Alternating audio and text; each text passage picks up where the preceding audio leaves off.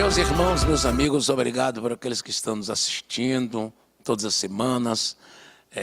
Peço a você que fale com mais alguém, compartilhe, fale no seu Face, no seu Zap, que nós estamos no ar trazendo uma mensagem de edificação espiritual para o bem da sua família, para o seu bem. Hoje eu quero trazer um tema.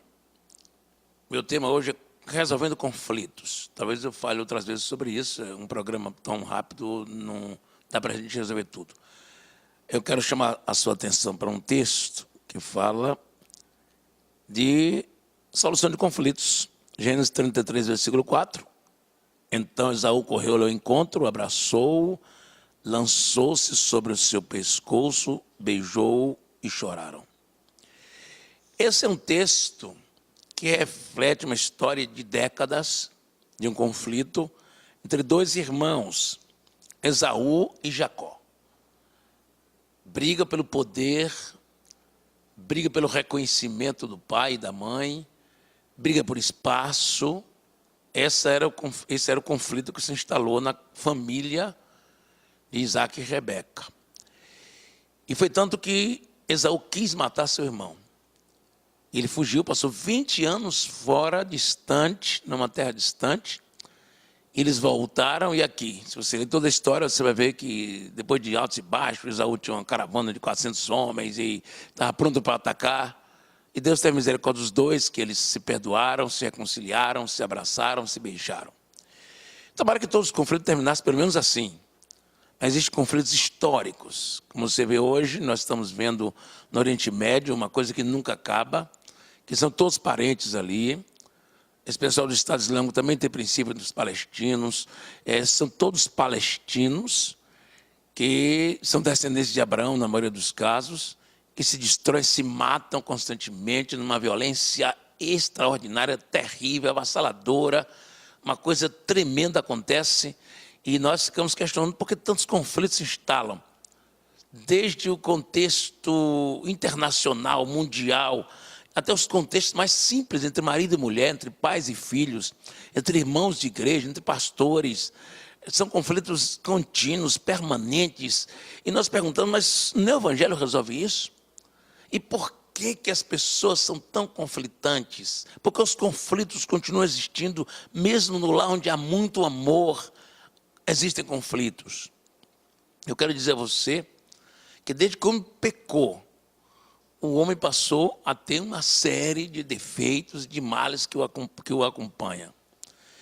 E um desses males que acompanha o homem é a guerra, é o conflito. O primeiro grande conflito instalado, contado na Bíblia, é entre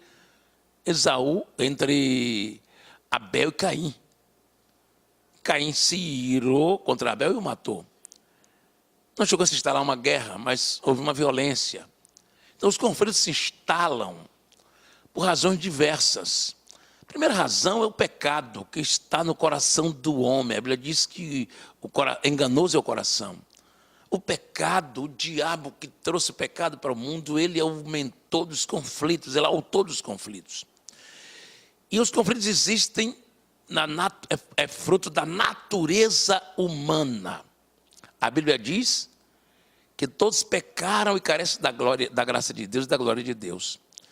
Existe uma coisa que nós aprendemos em psicologia e psicanálise, que é os homens nascem, pela Bíblia, os homens nascem em pecado. Davi disse, em pecado fui concebido, em iniquidade, fui concebido em pecado me concebeu minha mãe. Em pecado me concebeu minha mãe, diz Davi. Os homens nascem com o fruto do pecado original, com toda a história do pecado de Adão, e o pecado é o gerador dessas guerras todas, dos conflitos e da morte e da destruição. Mas é interessante pensar que a psicologia diz que as pessoas nascem com dois instintos básicos. O instinto de vida, que se chama eros, no inglês, no grego é prazer, e thanatos, que no grego é morte, que é o instinto de morte, o instinto de destruição. No decorrer da vida, a educação que as pessoas recebem, o meio que ele vive, ele vai aprimorando ou o eros, da alegria, do prazer, ou thanatos, da morte, da destruição, da violência, do conflito. Isso vai acompanhar o homem, essas duas tendências, da paz e da guerra. Mas por que os conflitos existem? Porque nós queremos manter nossa própria vontade. A convivência pacífica é sempre complexa, porque todas as pessoas querem ter razão. Todas as pessoas querem estar sempre certos quando estão errados. Todas as pessoas querem ser melhor do que as outras, querem superar o outro. Esse é uma causa forte de que eu quero ser melhor do que meu irmão. É assim que estão as guerras históricas, não é? Um querendo superar o outro, um querendo vencer o outro. Nós encontramos a história interessante, que uma das causas é a inveja que as pessoas têm umas das outras. E isso está instalado na história de José. Os irmãos de José tinham inveja terrível contra José, a ponto de jogá-lo na cisterna, de vender para os ismaelitas, de arrebentar com a vida do rapaz. Deus teve misericórdia dele, que chegou o tempo de reconciliação. Mas a inveja que tinham dele, isso é um sentimento horrível que as pessoas têm, de inveja do outro. Isso é outra causa forte. E uma das causas comuns é nossas angústias interiores, nossos complexos de inferioridade, nossas lutas contra nós mesmos. Nós nos sentimos menores do que os outros, e gera isso a inveja, o desejo de ser maior, de ser melhor, de ser igual. E esses desejos todos aí do inconsciente vão gerar conflitos. E os conflitos existem porque as pessoas têm dificuldade de aceitar o outro como o outro é. Esta é outra causa interessante. Nós não queremos aceitar o nosso irmão com os defeitos que ele tem, mas nós também temos os nossos. Todas as pessoas têm muitos defeitos, muitos pontos fracos e vulneráveis. E os conflitos existem porque nós não queremos aceitar o ponto fraco do outro, esquecendo que nós temos os nossos. Marido e mulher vivem em conflito porque ela é diferente dele e ele é diferente dela. E essas diferenças também são causas para os conflitos. Existem muitas coisas que vão levando as pessoas a brigarem no particular, no íntimo. Por isso que Jesus ama o teu próximo como a ti mesmo, porque os maiores conflitos, como eu disse aqui, os maiores conflitos do Oriente Médio, são os conflitos entre os parentes, entre os íntimos. E Jesus ama o teu próximo como a ti mesmo, porque é muito mais fácil eu amar o chinês que está daqui 10, 12, 15 mil quilômetros, do que amar meu filho que todo dia está comigo. Porque ele é que me ama, que me abraça, ele também é que me fere. Então as feridas são abertas a pessoas próximas. Então uma das causas é a proximidade. Poderia ser o inverso, mas a proximidade faz com que você conheça mais o outro, mais os defeitos, mais as fragilidades, as vulnerabilidades do outro. E faz com que você viva em conflito exatamente porque descobre a fraqueza do outro e você não tem jeito para resolver. E você não tem controle sobre o outro, e a falta de controle que eu tenho sobre o outro gera conflitos. Porque as pessoas gostam de controlar o outro, que o outro fizesse a sua própria vontade. Então nós todos somos frágeis, de perto ninguém é normal, pense nisso. Todos nós somos frágeis. Nós temos, irmãos, que aprender a enfrentar os nossos conflitos interiores. E os conflitos na nossa relação com as outras pessoas. Precisamos cuidar disso. Para ter um casamento abençoado, para ter uma igreja em paz, é preciso que os pastores, os líderes, sejam menos conflitantes.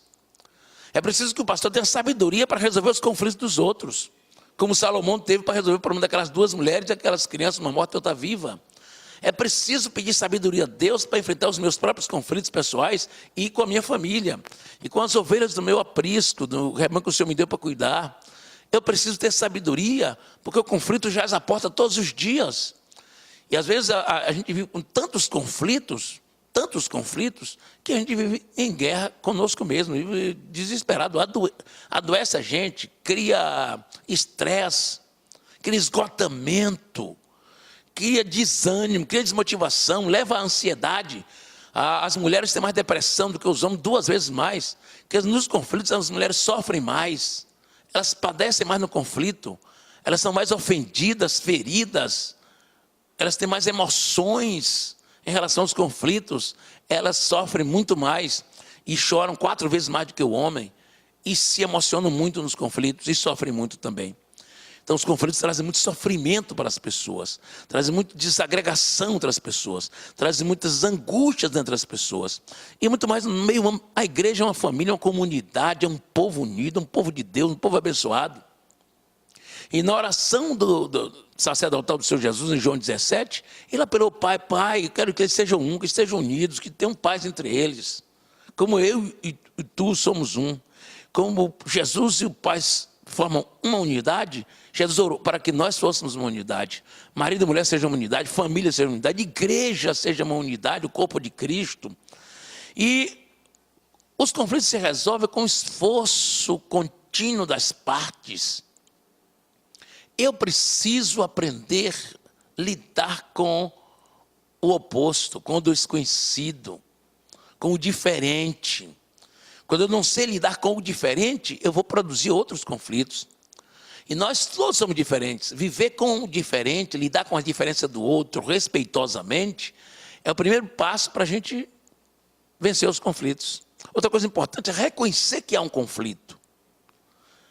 Outra coisa importante é sentar à mesa para resolver esse conflito. Outra coisa importante é você ceder em relação à sua parte. A parte que diz respeito a você. Quando José foi perdoar os seus irmãos, José abriu mão de todas as razões que ele tinha. E aquele é um fato interessante demais.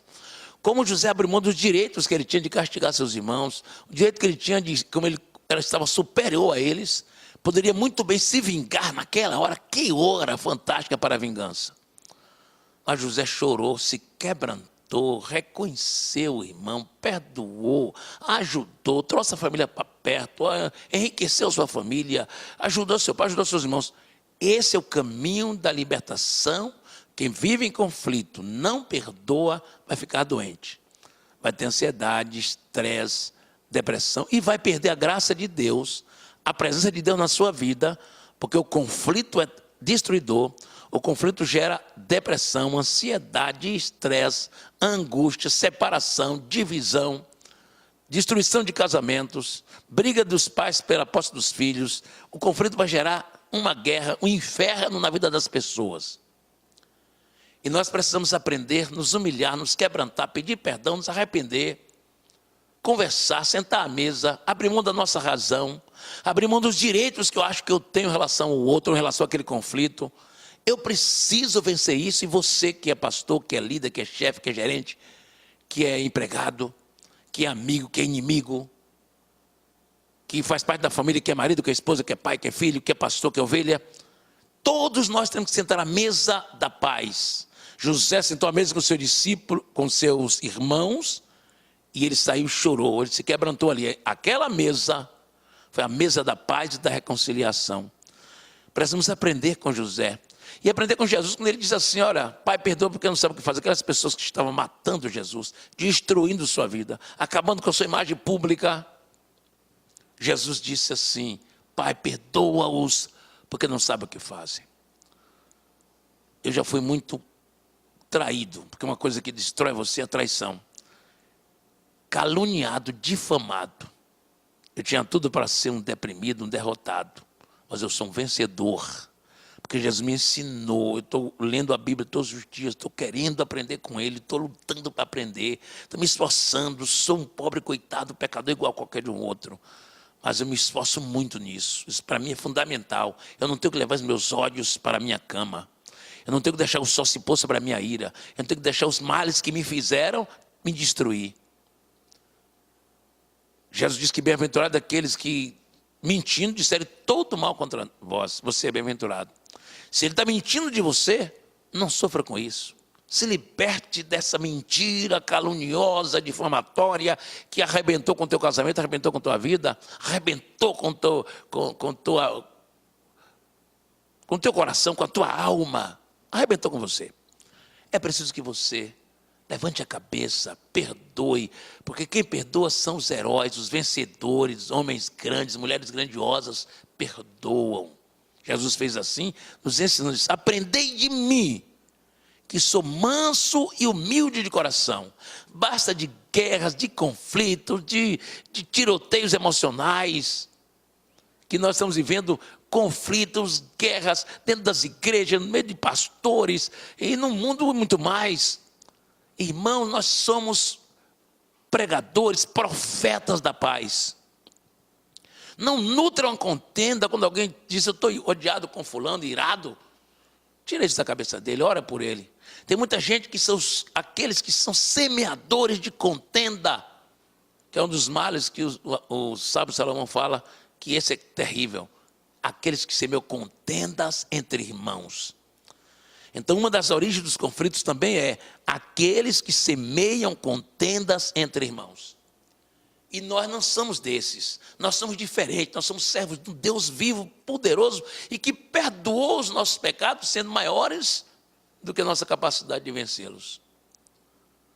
Então, é preciso resolver esses conflitos, é preciso se esforçar, reconhecer o seu erro também. Nunca ache que está 100% correto, porque num conflito nunca alguém está 100% correto.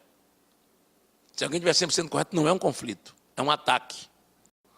Quando você é atacado por um bandido, isso não é um conflito, você está 100% correto. Mas no dia que você enfrenta, você também está participando do conflito.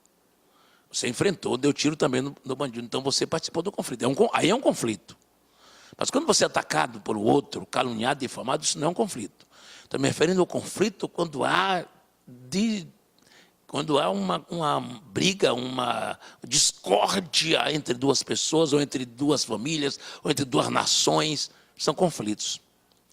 E para resolver conflito, nós precisamos de sabedoria, de vencer o ódio, o ressentimento, a amargura, a angústia, a ansiedade, o estresse, o sentimento de culpa, o sentimento de vingança, porque é uma cadeia. Primeiro, uma palavra, um gesto, um ato. Segundo, o ressentimento. Aí vem o ressentimento, aquela angústia.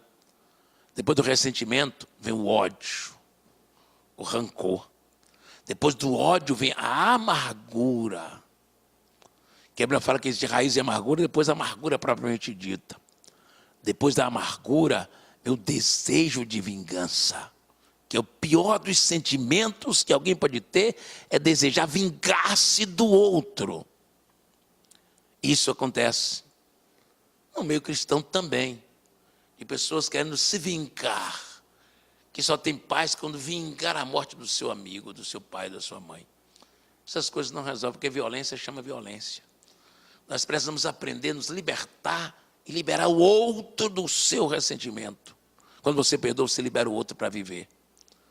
Aprendamos a perdoar e resolver conflitos nas famílias, seja um conselheiro, seja um instrumento de Deus para resolver conflitos entre as pessoas, conflito entre as famílias, seja um profeta da paz, seja um instrumento de reconciliação entre as pessoas. Que Deus abençoe você, que o Senhor faça com que esta simples e humilde palavra ache um coração agora, ache um lar em conflito e ajude que esse lar se reúna, sente, ore, converse, busque, lê a palavra junto, busque a graça do Senhor e não se conforme com o conflito, nem com o ressentimento, nem com a vingança. Mas que a graça do Senhor, o bálsamo do Espírito Santo, venha sobre a tua vida, a tua família, o teu casamento, os teus relacionamentos e certamente a bênção de Deus virá na tua família e na tua vida.